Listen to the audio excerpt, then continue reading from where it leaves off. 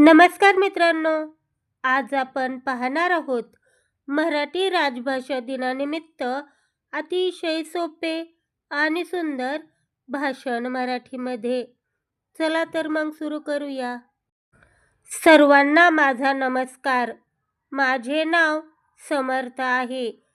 सर्वप्रथम आपल्या सर्वांना मराठी राजभाषा दिनाच्या हार्दिक शुभेच्छा.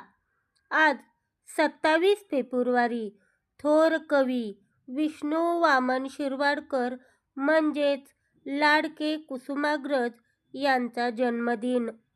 कुसुमाग्रजांनी मराठी साहित्यात मोलाचे योगदान दिले, म्हणून त्यांचा वाढदिवस आपण मराठी गौरव दिन म्हणून साजरा करतो.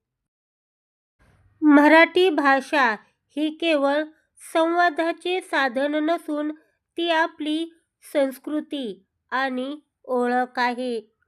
संत ज्ञानेश्वर, संत तुकाराम आणि छत्रपती शिवाजी महाराज यांच्या विचारांनी ही भाषा समृद्ध झाली आहे. लाभले आम्हास भाग्य बोलतो मराठी या ओळीप्रमाणे आपल्याला मराठी असल्याचा सार्थ अभिमान आहे. आज जगाच्या कानाकोपऱ्यात मराठी माणूस आपली मोहर उमटवत आहे. आपली मातृभाषा टिकवणे आणि ती अधिक समृद्ध करणे हे आपल्या सर्वांचे कर्तव्य आहे.